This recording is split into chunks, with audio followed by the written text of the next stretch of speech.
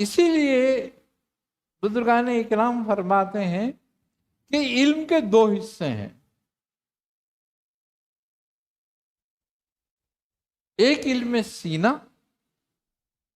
اور ایک علم سفینہ۔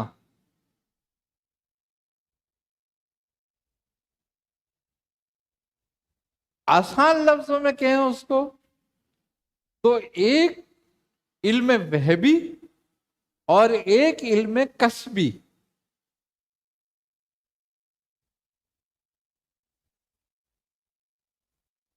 علم کسبی کا اول درجہ ہے، یعنی کہ شروع ہوتا ہے یہاں سے، اور علم وہبی پہ منتہی ہوتا ہے۔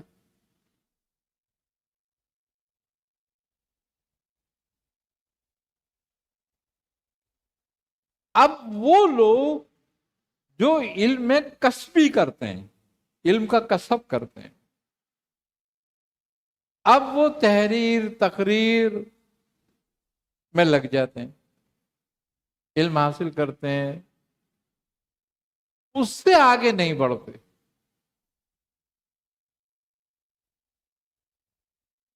کسب میں رہتے ہیں، تو یہ کہلاتے ہیں علماء ظواہر۔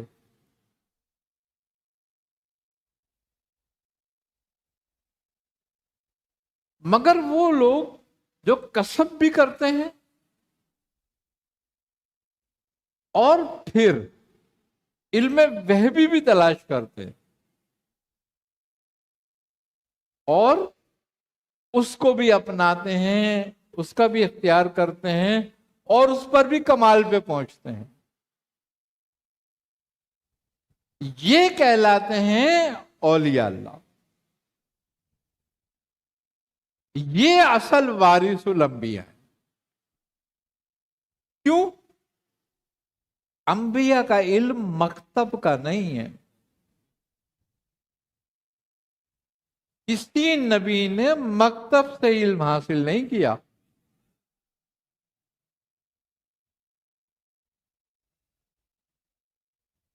مکتب سے تو معلومات ہوتی ہے، علم نہیں۔ تو وہی علم جس کو ہم وہبی کہتے ہیں، وہ علم وہ ہے جو اللہ کی طرف سے ہوتا ہے۔ اللہ تبارک و تعالی قرآن کریم میں بھی فرماتا ہے، کیوں کہ علم جو ہے یہ رزق میں سے ہے۔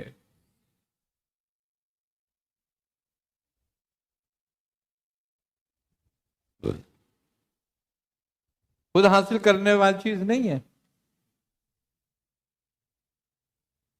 کیوں کہ وہ تو عز و منتشا، ہم نے جسے چاہے عزت دیں، وہ تو ذل و منتشا، جسے چاہے ذلیل کر دیں، توتی اور ملک و منتشا، جس کو چاہے ملک عطا کر دیں۔ اب ملک کافر کو بھی ملتا ہے، ملک مومن کو بھی ملتا ہے، ملک مسلمانوں کے بھی ہیں، ملک کافروں کے بھی ہیں،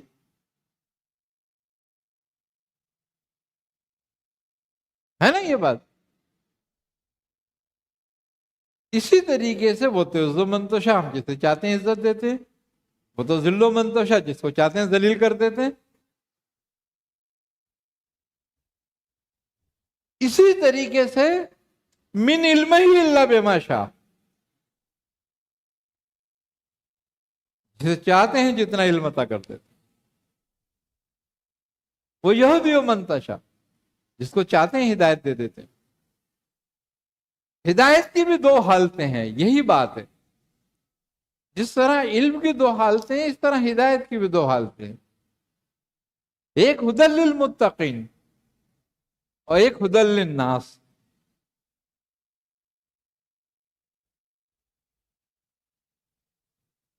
چاہے لوگوں کو ہدایت دے، چاہے متقیوں کو ہدایت۔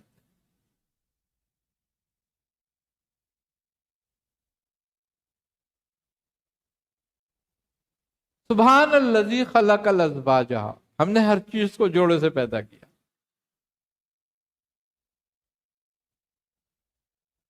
تو علم کی بھی دو شاخیں، ایک کسبی ایک وہبی.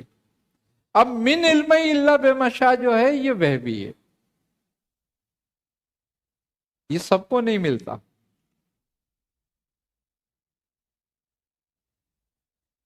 ہدایت جو ہدی للمتقین ہے وہ بھی سب کے لیے نہیں ہے، ہدی للناس سب کے لیے.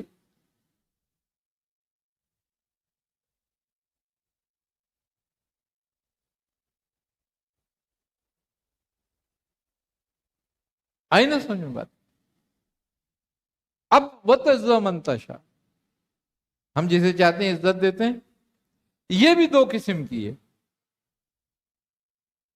ایک بندہ لوگوں کی نظر میں عزت دار ہو، اور ایک بندہ اللہ اور اس کے رسول کی نظر میں.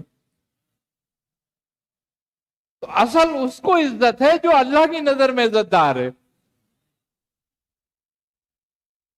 چاہے اس کی حالت ظاہری کچھ بھی ہے.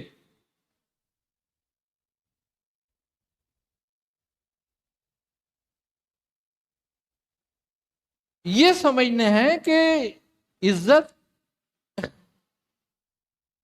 شہرت، دولت، علم، تقوی، ہدایت، گمراہی، یہ سب رزق ہے. یہ سب رزق ہے.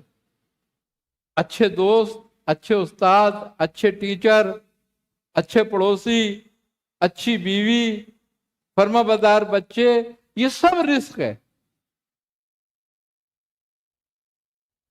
اسی لیے سب کا ایک جیسا نہیں ہے.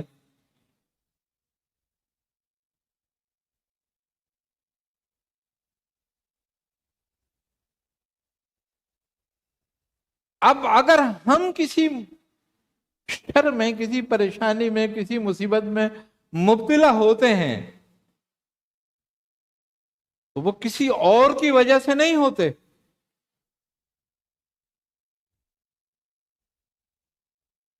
اپنی ہی وجہ سے ہوتے ہیں.